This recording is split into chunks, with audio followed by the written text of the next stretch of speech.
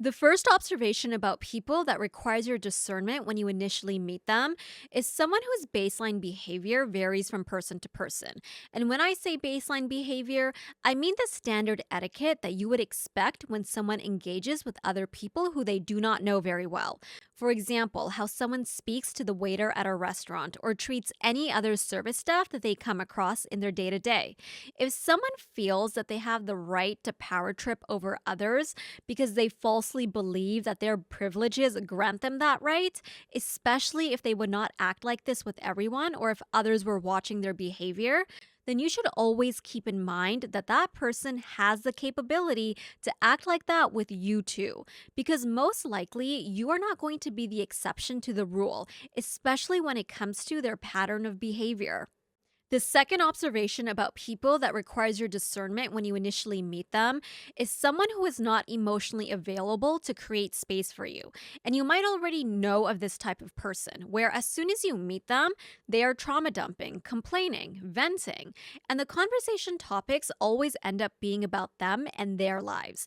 And while you're able to hold the space for them by not only hearing them out, but also emotionally engaging with what they're saying, they are not able to do the same for you. And when you find yourself doing most, if not all, of the emotional labor in your social interactions with someone, it means that someone is more interested in taking what you can give instead of ever reciprocating back to you.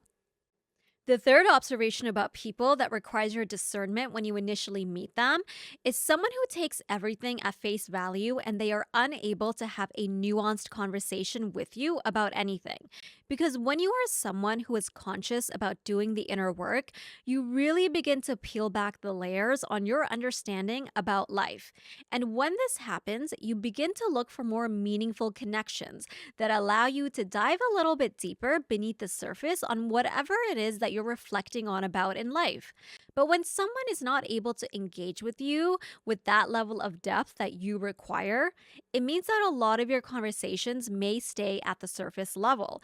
And that may not feel like a mutually beneficial relationship to you, especially as someone who wants to be able to engage more meaningfully with others.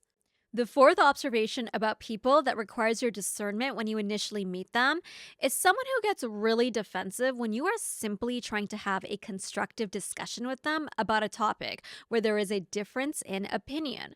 This person is unfortunately not at all interested in understanding where you're coming from.